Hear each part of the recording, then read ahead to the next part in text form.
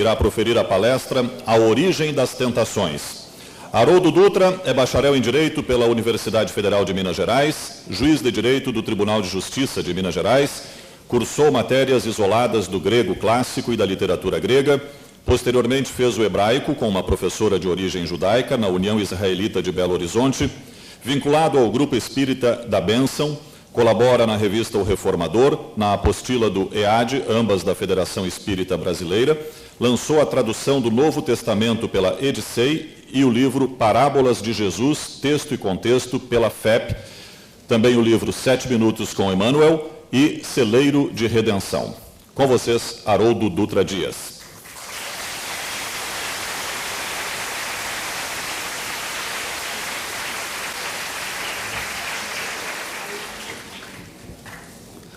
Caros amigos, boa tarde para todos. Eu me sinto muito feliz de poder fazer parte do aniversário da Federação Espírita do Rio Grande do Sul. Por várias razões, dentre elas, a seriedade dessa federativa, o alinhamento dela com as propostas da espiritualidade superior e a forma altiva, corajosa, com que ela se mantém fiel aos princípios da codificação e do Evangelho de Jesus. Eu quero agradecer a todos da Federação, na pessoa da Beth, sua presidente, mas também estender o meu agradecimento pessoal a todos os trabalhadores anônimos que tornam possível o dia a dia e os gigantescos trabalhos dessa federação.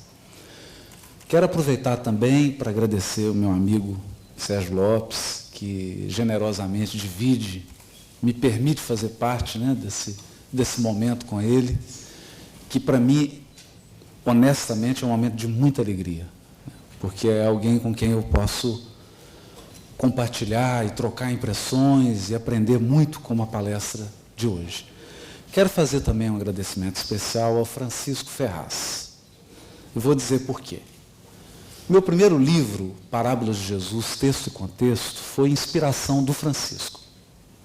E foi ele que corajosamente, não só prefaciou o livro, como bancou, né? Moralmente o livro, divulgou, me incentivou, cobrou. E tem uma história assim muito engraçada desse livro, né? Porque um dia ele me liga e fala assim: Haroldo, você tem que escrever o livro, porque já vendeu 8.000 exemplares.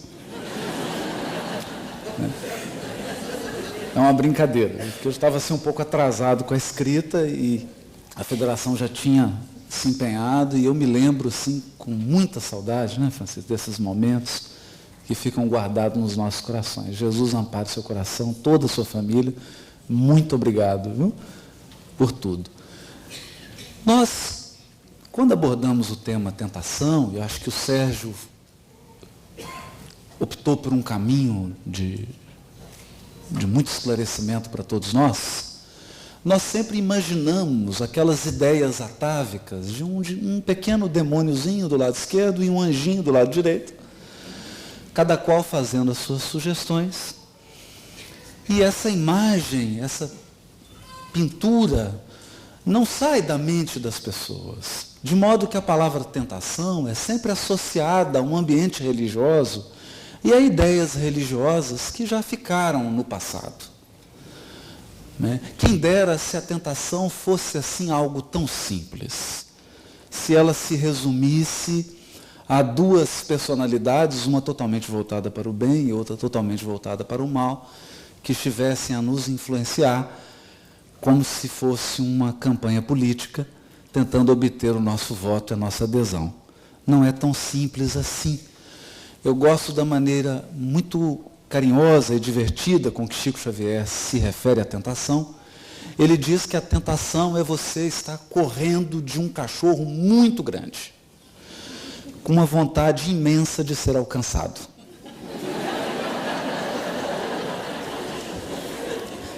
Porque a tentação tem um componente forte do desejo. Tentação significa que há uma divisão. Um lado do nosso psiquismo deseja ardentemente repetir, viver novamente, experimentar, extrair prazer daquela experiência. E um outro lado, já mais consciente, já mais esclarecido, mais fortalecido, sabe que é preciso avançar. Avançar. Portanto, nós queremos conduzir essa reflexão de hoje de uma maneira mais leve, sem instilar qualquer sentimento de culpa e sem partir por um discurso também moralista, de estabelecer regras ou de julgar o passado, lembrando Paulo de Tarso quando diz: graças a Deus já somos o que somos. E nós só somos o que somos porque trilhamos os caminhos e vivemos vastas experiências ao longo da evolução. Algumas que trouxeram muitas alegrias para o nosso coração, outras que trouxeram imensas tristezas, mas o certo é que nos tornamos experientes. Porque a angelitude, a pureza da alma, não é conquistada por espíritos de cristal ou de açúcar. O anjo é feito de adamantium. Ele é forjado na luta, na renúncia, no sacrifício, no trabalho, na disciplina. Conhece a desilusão e a amargura de perto. As entidades angélicas têm uma profunda compaixão pelo nosso piso de experiência evolutiva, porque sabem exatamente o que é estar na posição em que estamos. Sabem exatamente o que é a condição e a vulnerabilidade de um encarnado. E é sobre esse ponto agora que a gente gostaria de navegar. A vulnerabilidade do encarnado. Há uma passagem do Evangelho em que Jesus se refere: na verdade, o espírito está pronto, mas a carne é fraca. E Emmanuel, na sua lucidez, define o espírito como representando a nossa fonte, o nosso núcleo divino. Aqueles potenciais que lembram esse maravilhoso vídeo de divulgação do Congresso da FERGS, agora em outubro, em Gramado. Uma planta, uma semente que vai desabrochando, porque nós temos o DNA de Deus em nós. Nós somos imagem e semelhança do Criador. Fomos destinados à pureza e à perfeição relativa da criatura. Preparados para uma felicidade sem mescla, evidentemente que será alcançada num processo árduo e longo de construção de si mesmo, porque a evolução respeita um princípio da lei divina, que é o espírito de sequência da natureza. A natureza tem um espírito de sequência. Toda a realidade começa na semente, desabrocha, se torna uma grande árvore, até que ofereça frutos. E a espiritualidade superior também não é diferente.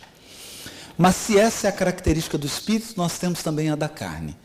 E não nos enganemos, diz Emmanuel, em uma de suas mensagens. Quem dera se a carne fosse apenas o corpo físico. Não é sobre isso que nós estamos falando. O corpo físico é apenas uma condensação fluídica, uma condensação de energias que nos permite operar no mundo material. O corpo é uma veste, uma emanação, uma consequência do nosso corpo espiritual. Mas ele é um instrumento que não é nem culpado, nem tem o mérito das nossas escolhas. O corpo é uma tela que reflete com fidelidade a nossa consciência espiritual. Quando o Evangelho se refere à carne, está dizendo a um conjunto de características do ser encarnado. A carne como representando vulnerabilidade. Vulnerabilidade. E o que significa isso? Estar encarnado é, por exemplo, independente de ter algum débito, tropeçar nessa escada e quebrar uma perna. Estar encarnado pode representar viver de uma maneira mais drástica o processo de envelhecimento. A impermanência. Saber que do berço ao túmulo nós somos peregrinos e experimentamos esse estado de impermanência. Eu não sei quanto tempo eu permanecerei encarnado. Não sei quanto tempo os meus vínculos estarão ao meu lado. Pessoas que nos sustentam, que nos nutrem magneticamente, espiritualmente, podem ser convidadas essa noite a regressarem ao mundo espiritual. Mas há outros elementos que devem ser considerados. Ao estarmos encarnados, não estamos de posse de toda a nossa memória. Isso faz muita diferença. No sentido positivo e no sentido negativo. No sentido negativo, porque se pudéssemos lembrar de todos os nossos vínculos de sofrimento e de todas as nossas ações inconsequentes, talvez nós não tivéssemos um sorriso tão espontâneo. E como o Criador preza a espontaneidade, como o Criador vela pelo nosso sorriso, pela nossa alegria, Ele nos permite a bênção do esquecimento. Poder olhar para alguém sem recordar-se dos equívocos já cometidos na relação. Poder recomeçar, de novo, reconstruir, refazer, reconstituir, recompor o destino, sem julgamentos, sem condenações, sob as bênçãos do esquecimento. Mas há outro lado também. Não lembramos com nitidez das nossas potencialidades. Elas fluem para o nosso consciente como intuições, aptidões. O que a mentalidade vulgar chama de talentos, mas que na verdade são aquisições. Se nós pudéssemos lembrar com nitidez de todos os idiomas que nós já falamos, o que seriam das escolas de idiomas? Imagine. Então estamos como que num processo de memória reduzida. Apagados. Outra questão muito importante. Ao encarnarmos, não temos uma sustentação magnética mais direta daqueles espíritos do nosso círculo familiar que já se encontram em estágios mais avançados. Isso nos conduz a duas situações. Primeiro, uma situação de saudade, de vontade de ser nutrido novamente, de poder estar ao lado desses corações que nos amam profundamente, mas que avançaram ao passo que nós preferimos estacionar. Eles nos nutrem, nos amparam, mas como estamos na carne, a nossa percepção, a nossa capacidade de usufruir em toda a sua pujança dessa nutrição magnética é menor. E é por isso que a entidade angélica responsável pela encarnação de Alcione, quando ela se propunha a encarnar para resgatar uma alma muito querida do seu ciclo de relações, ele diz para ela: partes numa missão arriscada. Você tem consciência de que na carne, embora a sua condição espiritual, vai experimentar carência, solidão, necessidade de aprovação, necessidade de acolhimento, necessidade de envolvimento. Você partilhará de todas as necessidades da condição humana. E não se engane, entre elas, deixa subentendido, nas entrelinhas, o próprio desejo de ser mãe. Cruzará com seres com os quais possuem vínculos afetivos muito fortes. E não se esqueça, Alcione, vários partem desta esfera em missões arriscadas como as tuas e não conseguem regressar de pronto. É esse conjunto de vulnerabilidade que Paulo de Tarso, aproveitando a fala de Jesus, dá o nome de carne. Não tem muito a ver com o corpo físico, mas tem muito a ver com aquele primeiro andar que o Sérgio nos disse. A necessidade de conservação, o instinto de reprodução, o instinto de destruição. Tudo isso somado ao apagamento que a encarnação propicia, nos coloca numa vulnerabilidade que, no mínimo, nos exige um estado de vigilância permanente. Permanente. E é aí que entram os processos de tentação. Os mecanismos da tentação. É bom lembrar que, se você não sofre nenhuma tentação, talvez isso seja um indício perigoso de que você já tombou sobre ela. Já se entregou tanto que não há mais nada a ser tentado. Ou, e é sempre bom fazer essa exceção, você já atingiu a região das consciências angélicas. Então, tendo algum anjo aqui na plateia, por favor, me perdoe. Eu talvez não entenda muito o fato de você estar aqui ouvindo essa palestra, mas, por favor, vibre por nós. Mas se compartilha a experiência conosco, viver o processo da tentação é natural na evolução. É lei natural. É lei física. Por quê? Simples. Nós aprendemos isso nas aulas básicas de física, lei de ação e reação. Mas aprendemos na doutrina espírita algo profundo. A lei natural é a mesma lei moral. E a lei moral é a mesma lei natural. Não existe uma lei natural e uma lei moral. Portanto, Newton é um sacerdote. Quando Newton estabeleceu as suas equações e as suas 3 leis, ele estava falando de evangelho.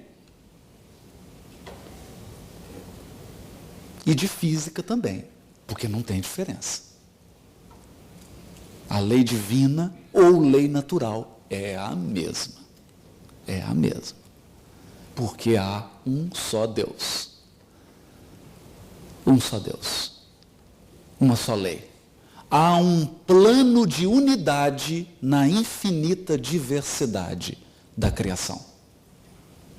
Isso significa que, toda vez que eu instauro um movimento novo, eu preciso dar conta da inércia. Claro. Se você está dirigindo um carro a 100 km por hora e precisa reduzir para 40 km por hora, o que acontece? Você vai reduzir imediatamente, mas sofrerá simultaneamente a inércia do movimento anterior. Da mesma maneira, se você conduz um carro a 20 km por hora e acelera a 100, mudou o movimento, sofrerá a inércia do movimento anterior. Como que nós sentimos isso? Como que alguém sente isso? Não importa se ele sabe de física, se ele sabe de doutrina, isso não importa. Ele sente um solavanco para frente ou um solavanco para trás. E isso significa experiência da lei de Deus. Portanto, toda vez que eu saio de um processo psíquico que pode ter durado 5 existências e ingresso num novo movimento psíquico, há uma inércia do movimento anterior. Essa inércia do movimento anterior é vivida como um processo de tentação. dá vontade de voltar. É natural. E às vezes a gente volta. Às vezes volta várias vezes, até ter força moral suficiente para sustentar o movimento novo. É assim que a criatura que teve 5, 10 existências, envolvidas em situações de poder, ao voltar nessa existência, e ao se propor uma nova experiência, agora não mais centrada no desejo de poder, mas em outra proposta acolhida por ela, ela vai experimentar a inércia. E quando se percebe, enxerga-se repetindo velhos padrões de conduta, velhos padrões de crença, comportamentos inconscientes. Essa é a tentação. É natural. Não imaginemos que há um Criador julgando, que há um Criador recriminando, porque nós somos integralmente amados e respeitados por Deus. Integralmente amados e respeitados. Quer você avance, quer você regresse. Quer você avance, quer você estacione. O amor de Deus permanece inalterável. Porque isso integra a nossa experiência individual. E a experiência evolutiva, ela é pessoal, individual e intransferível. Não há empréstimo de aquisições espirituais. Há intercessões. Intercessões. Mas as intercessões integram o regime do amor de Deus, que sempre nos socorre, sempre nos reergue. Quem se propõe a uma evolução consciente está sempre em tentação. Está sempre lidando com comportamentos, com hábitos, cujas raízes se estendem ao profundo do nosso psiquismo, cujas raízes têm origem em experiências remotas do nosso espírito. É a nossa história. É a nossa genealogia. Assim, quando o Evangelho fala das multidões que seguiam Jesus, nós podemos imaginar, num plano social, várias criaturas seguindo Jesus. Mas se transferirmos essa observação para o plano interno, veremos em nós uma multidão. Porque o Haroldo de hoje é filho de alguém na encarnação passada. Mas esse alguém é filho de alguém da anterior. E assim eu vou numa cadeia regressiva e nós podemos voltar 20, 30, 40 reencarnações para trás. E eu perceberei, e o Sérgio está aqui, a gente vai conversar sobre isso e vai ajudar mais, porque não é a minha área, aqui está um juiz metido à besta querendo falar de psique. Não é?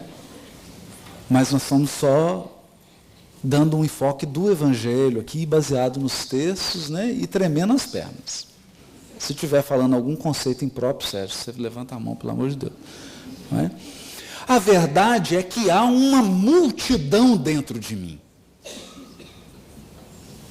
Uma multidão.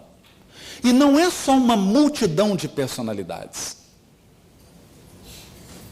Porque se há um eu profundo, se há algo central em mim, que não é o Haroldo, que não é o Sérgio,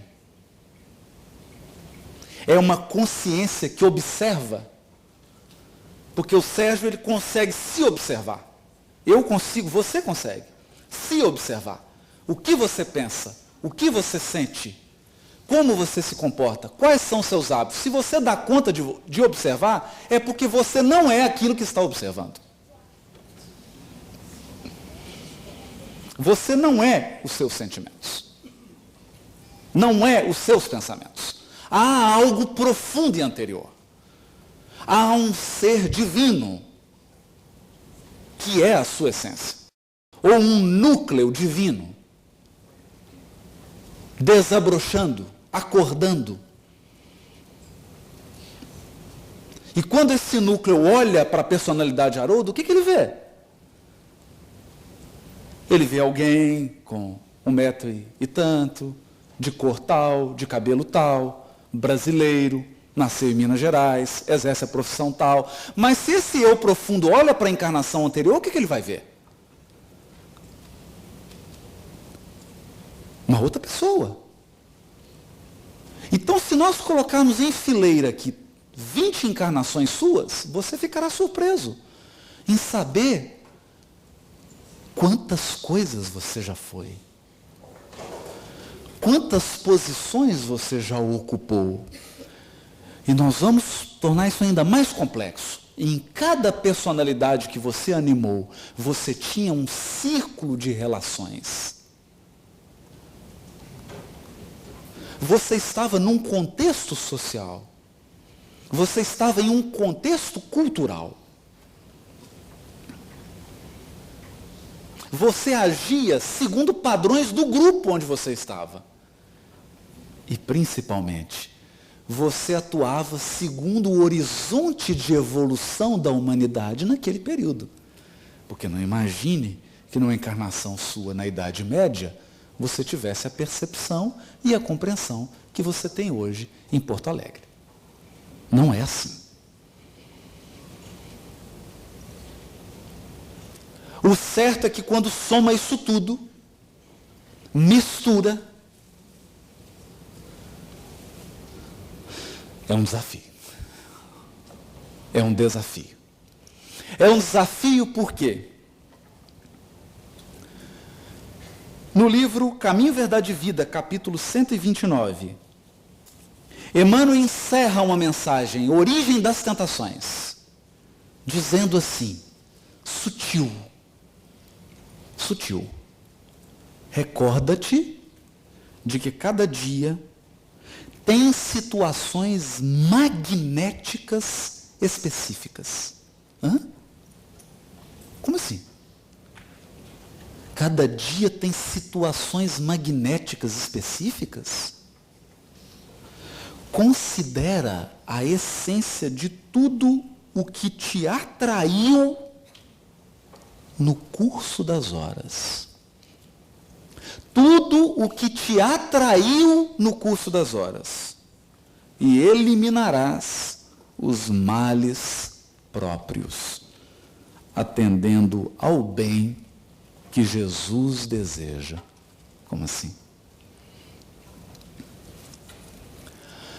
Todo dia vivemos circunstâncias que funcionam como ímãs, possuem uma força atrativa.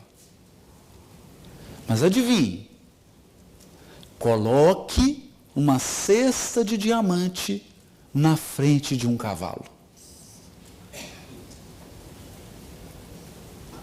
Experimenta tentar o cavalo com isso. Não vai conseguir. Porque uma cesta de diamante não é uma situação magnética que atrai o cavalo. Não é? Chega em Brasília com uma cestinha de diamante. Você vai. Não é? Bom, vamos mudar de assunto. Agora enche essa cesta de milho e coloca na frente do cavalo. Então isso significa que há um processo que é vibratório. Vibratório. E é aí que Emmanuel diz assim, comentando a carta de Tiago, capítulo 1, versículo 14, onde Tiago diz, o apóstolo, antes, cada qual é provado ou tentado pela própria concupiscência, que o arrasta e seduz. O Emmanuel diz assim, examinemos particularmente ambos os substantivos, tentação e concupiscência. Tentação e concupiscência. O primeiro exterioriza o segundo. Algo aconteceu dentro de mim, é a concupiscência, e depois aconteceu fora. Porque nós ocidentais vivemos uma ilusão de que o mundo exterior determina o mundo íntimo. Mas não é assim. É o mundo íntimo que determina o mundo exterior. Não é vida e pensamento, é pensamento e vida. Tal qual sentimos, tal qual pensamos, essa será nossa vida. Então, a tentação é a exteriorização da concupiscência.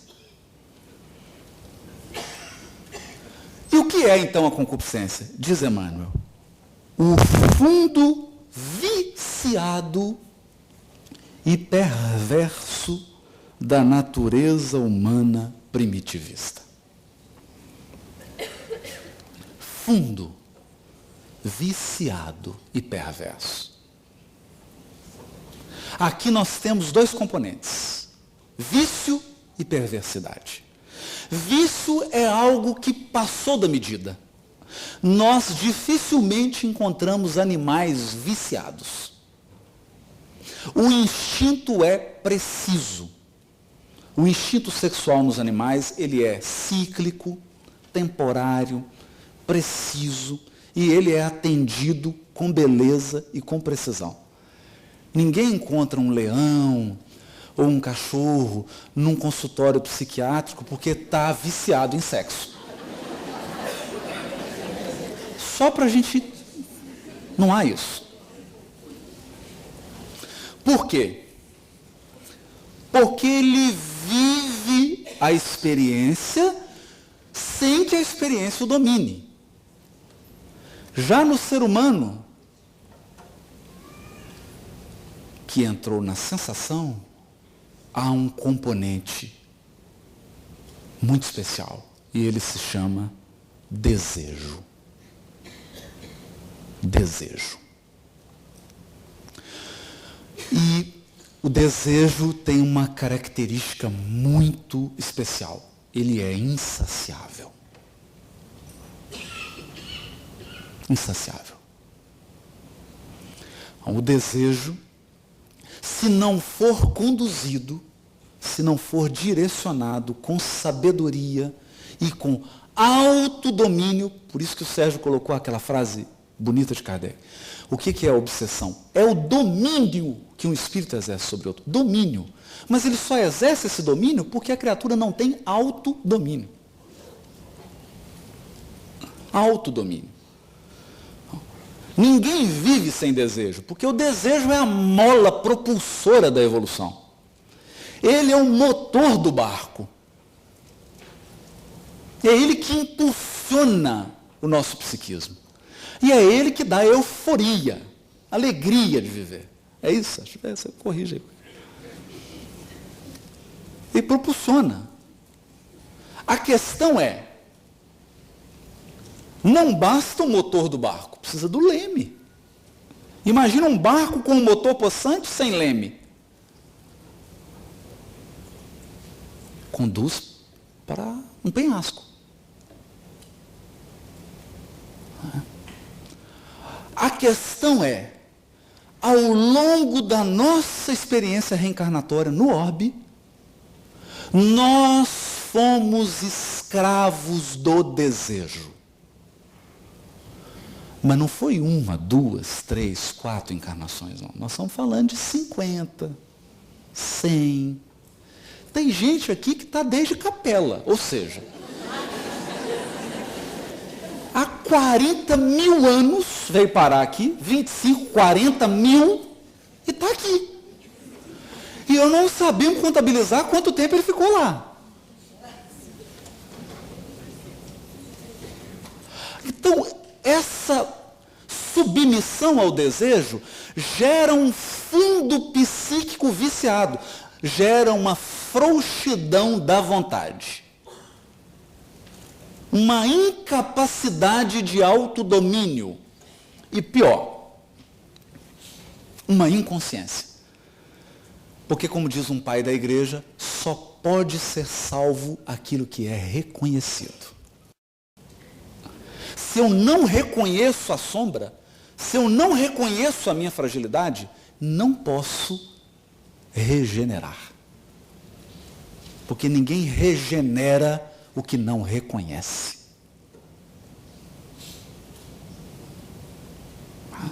Há uma tentação exterior, como o Sérgio deu o exemplo, você encontrar aquela pessoa, né, e se sentir profundamente atraído por ela, é apenas uma situação magnética que sintonizou com o seu magnetismo psíquico. O seu desejo sexual, que não está reconhecido e que não está trabalhado, atraiu essa circunstância. E vai atrair várias outras. É natural isso. É muito natural. É isso que Emmanuel está dizendo.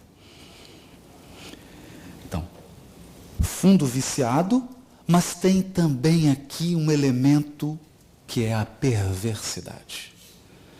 E a perversidade é algo paradoxal, é algo que nos deixa perplexos. Certa vez eu conversava com o Roberto Lúcio, que é um dos dirigentes do corpo clínico do Hospital Psiquiátrico Espírita André Luiz, na cidade de Belo Horizonte. Não é? Então nós conversávamos, na casa dele inclusive, a gente que não é da área, né, se assusta um pouco com certos quadros psiquiátricos, sobretudo quando eles chegam no judiciário. Então a gente fica assustado, porque a gente fala, meu Deus, como é que pode existir um ser humano que chega nesse nível, né? Da perversidade, não é? Nos mais extremos da perversidade, não é? Quando a maldade vira prazer, quando a criatura encontra gozo na maldade, não é? E aí o Roberto me disse assim, Haroldo, eu vou te dizer uma coisa, você vai ficar impressionado. Só as grandes inteligências dão conta de chegar à perversidade.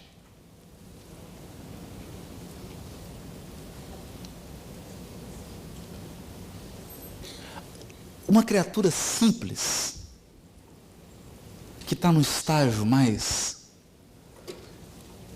mediano da evolução, que não tem um desenvolvimento da inteligência tão profundo, não chega a esses patamares de perversidade, não dá conta.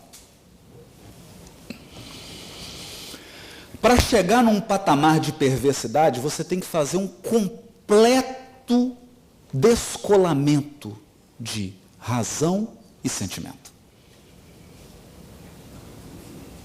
Só grandes inteligências. Se alguém tem dúvida, eu recomendo que leiam o livro Libertação e estudem o nosso companheiro Gregório.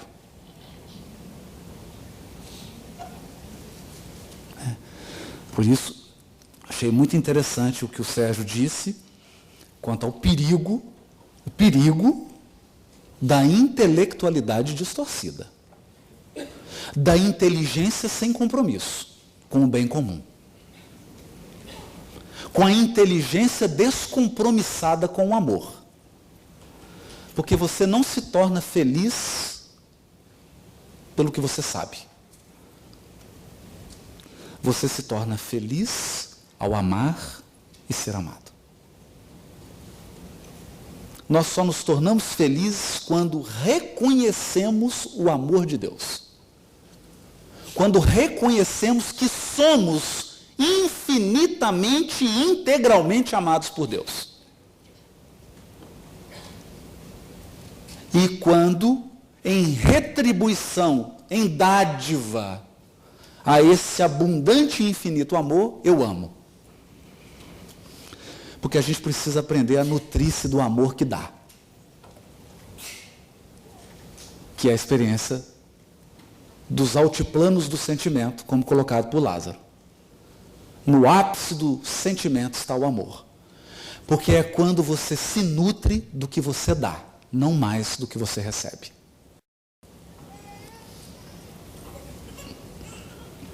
Até lá,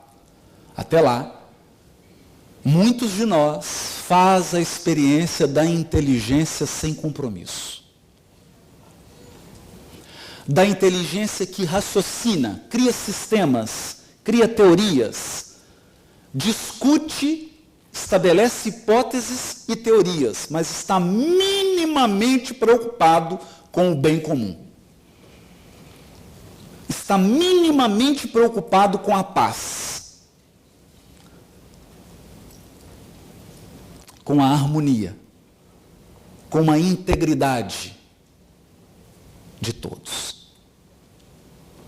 Então aqui há um outro componente que é esse da perversidade. Fundo viciado e perversidade são forças magnéticas ou fulcros, são brasas dentro de nós que irradiam um poder atrativo gigantesco que atrai pessoas, circunstâncias, acontecimentos, situações. E talvez alguém vá pensar, mas por que Deus permite isso? Porque nós estamos tão desconectados da experiência interior que para enxergar dentro a gente tem que ver fora antes.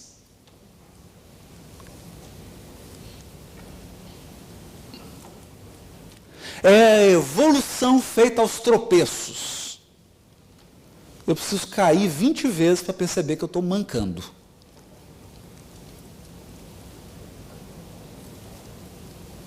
Depois de tanto cair, você fala, meu Deus, eu estou caindo. Aí olha, nossa, estou mancando. Deixa eu corrigir meus passos. Deixa eu atuar por dentro. E essa é a proposta. Essa é a proposta. Porque não adianta isolar-se do mundo, não adianta adotar a postura psíquica do fariseu, que é vestir-se de pureza, né? Então, adotar rituais exteriores, que não são só religiosos. Existe uma série de outros rituais que são adotados para anestesiar a consciência. Como se, ao me afastar de lugares, ao adotar comportamentos exteriores, eu tivesse verdadeiramente fazendo o trabalho interior, fazendo a autoconfrontação, olhando para mim de verdade. Que é doloroso. É bastante doloroso. Nós gostaríamos de chamar a reflexão agora, com base no livro Ação e Reação, alguns textos, mas aproveitando aí, inclusive o diálogo aqui com o que o Sérgio já falou, temos aprendido que a consciência possui multiníveis. Como o Sérgio disse, não é compartimentado, é uma teia dinâmica. E um dos aspectos da nossa consciência é a consciência sensorial. O que é a consciência sensorial? Porque ela diz respeito a nós encarnados. Significa que, se eu estou preso a um nível de consciência sensorial, eu só faço o que é agradável. E fujo do que é desagradável. Então, se dá prazer, eu faço. Se não dá prazer, eu não faço. É a consciência puramente apegada aos sentidos. Mas para desenvolver senso moral, é preciso ter coragem de sobrepujar a nossa consciência sensorial. Significa que você acorda em Porto Alegre e está aquele clima ameno, 5 graus. Ameno para o Rio Grande do Sul, né? Em Minas Gerais, se chegar a 5 graus, o governador decreta estado de calamidade pública e ninguém sai na rua. 5 graus em Minas, né? Então, 5 graus, aquela chuva, 6 horas da manhã, toca o despertador. Domingo, que tem um encontro de trabalhadores da região federativa, você tem que dirigir 300 quilômetros para poder ir. Então vamos lá. Qual que é o primeiro impulso sensorial? Meu Deus, eu quero ficar quieto aqui, né? Tira esse despertador. Quem vai querer abandonar aquela sensação do edredom, aquela coisa gostosa, que o melhor sono, esse assim das 5, das 6 da manhã, não é? Aquela coisa maravilhosa, no frio lá fora, você quente aqui. Aquela sensação, o que faz abandonar todo esse estado de agradabilidade sensorial? O senso moral. O senso do dever. Por quê? A consciência moral se orienta por outro padrão. O bom nem sempre é agradável. O bom nem sempre é agradável. Mas isso é senso moral. Por isso Kardec dizia, compreende melhor o espiritismo quem tem o senso moral desenvolvido. Porque a consciência que ainda está no nível sensorial tem muita dificuldade de entender o espiritismo. E mais dificuldade ainda de entender o evangelho. Falando, esse povo de evangelho só vem falar de cruz, pelo amor de Deus. É só sofrimento. Não é. Não é. Você não adquire um título de competência sem senso moral, sem disciplina. Porque é chato mesmo. Um pianista que se apresenta num grande concerto, que estuda 8 horas por dia, é chato mesmo. É muito chato. É agradável você fazer um dia, fazer outro, mas fazer todo dia. O grande violonista Segovia dizia o seguinte, se eu ficar um dia sem tocar, não percebo muito. 2 dias eu percebo. 3 dias a plateia percebe. Então você imagina o que é isso? 6 dias por semana, a criatura estudar 6, 7, 8 horas para ter um desempenho de 1h30. Passa 1 ano, passa 2, passa 3. Ele teve uma carreira de 70 anos. Desencarnou com quase 90 fazendo concertos. Isso não pode ser agradável. Porque não é para ser agradável, é para ser bom. E o bom nem sempre é agradável. Então, quando nós dizemos de superar uma tentação, não é agradável. Não é. Agradável é cair na tentação. Por isso que o Chico dizia, tentação é ser perseguido por um cachorrão, com a vontade de ser alcançado. Você está assim, vem, eu vou correr devagar, me pega, né? Porque é agradável. O agradável é cair na tentação. É deixá-la te dominar. O desagradável é vencer-se, é superar-se. E para isso, qual a força? Qual a força que polariza o nosso esforço de renovação íntima? Qual é a força que nos torna capaz de superar hábitos milenares? O benfeitor Druso, no capítulo 2 do livro Ação e Reação, diz o seguinte, é que o propósito da vida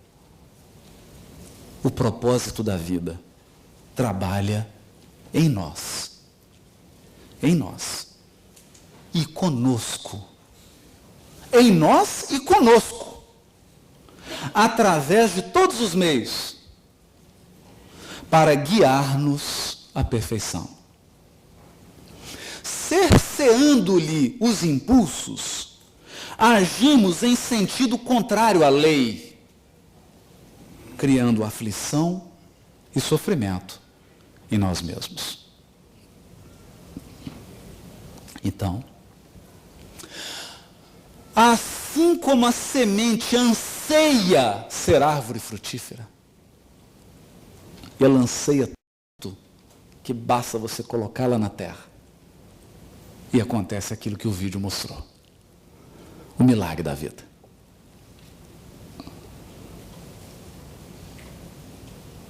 Tudo que é vivo anseia por expressar os seus máximos potenciais. Então, cada um de nós aqui sabe, lá no fundo, mas é lá no fundo mesmo, que é um ser angelical. E essa certeza, essa memória, essa lembrança, gera um impulso. Por quê? Porque representa Deus agindo na minha consciência. O lugar onde Deus mora é dentro de mim. Ele é essa força que trabalha em nós e conosco. Em nós e conosco, guiando-nos por todos os meios à perfeição.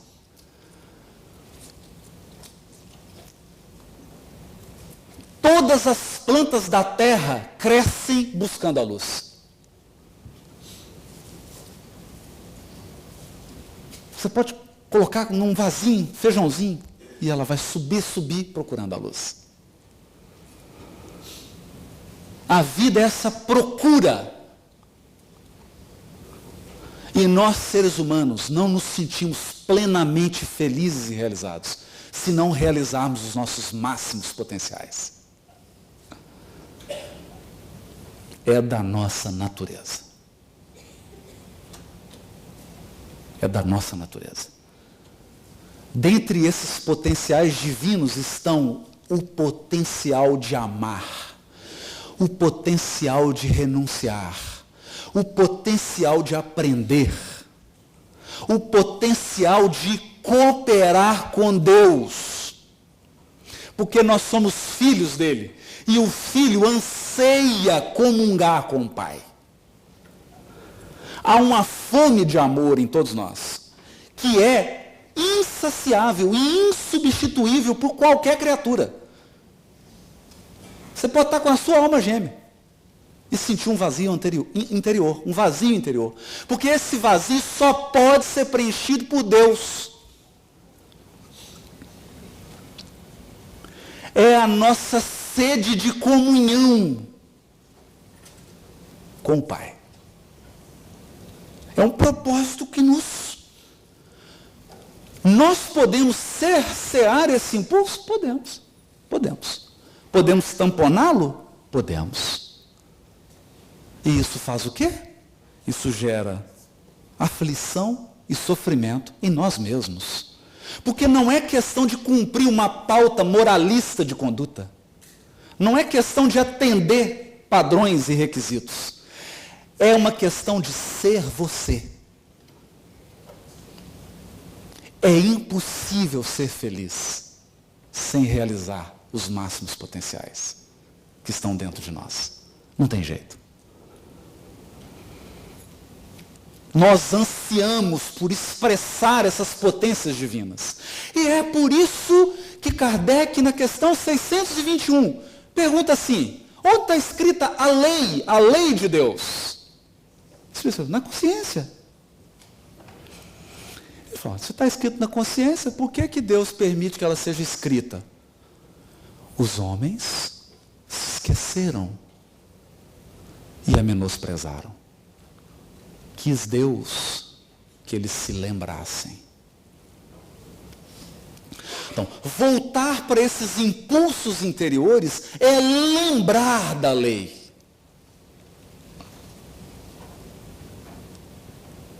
Caminhar rumo à angelitude é lembrar.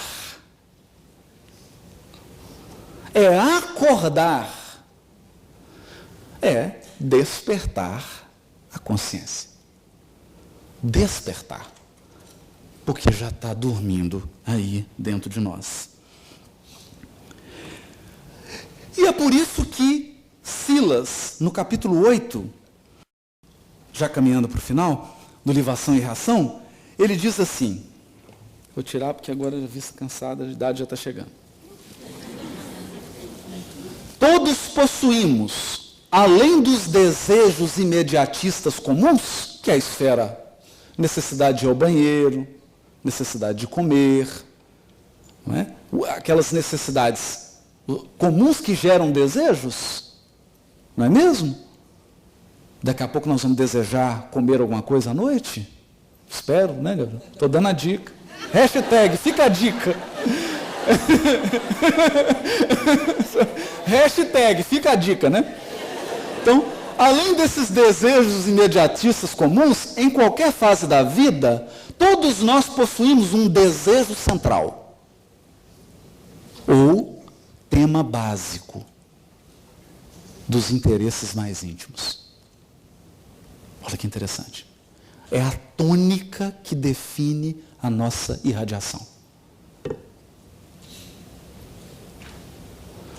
Por isso, além dos pensamentos vulgares que nos aprisionam à experiência rotineira, emitimos com mais frequência os pensamentos que nascem do desejo central que nos caracteriza.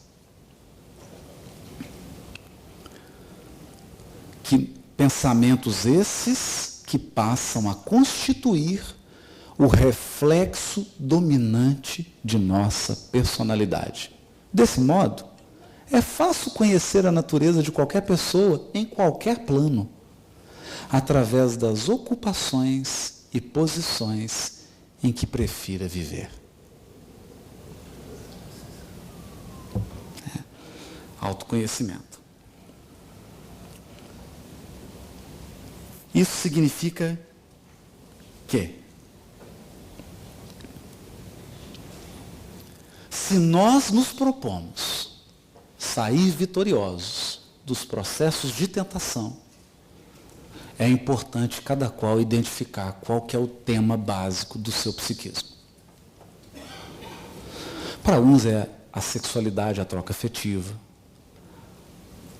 Para outros são as relações humanas que envolvem hierarquia, portanto, o poder. Mas são sempre relações. Sempre relações.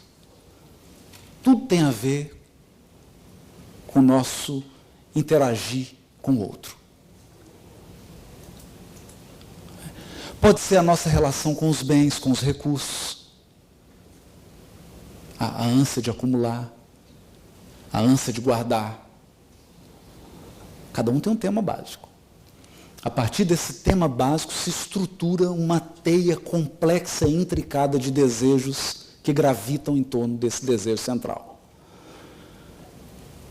Isso tudo forma uma vibração. Isso tem cor, tem frequência, tem cheiro, tem um raio, tem uma energia. Isso atrai. Isso define quem nós somos. Define quem nós somos. Portanto, quando falamos em evangelho, em reforma interior, estamos falando do maior projeto humano. O maior desafio posto ao homem sobre a terra, que é a autoconfrontação. Conhecer-se, identificar-se, para poder, com o auxílio das forças divinas que atuam em nós e conosco, estabelecer um novo movimento, um novo rumo, uma nova alvorada. Muito obrigado pela atenção de todos. Portanto,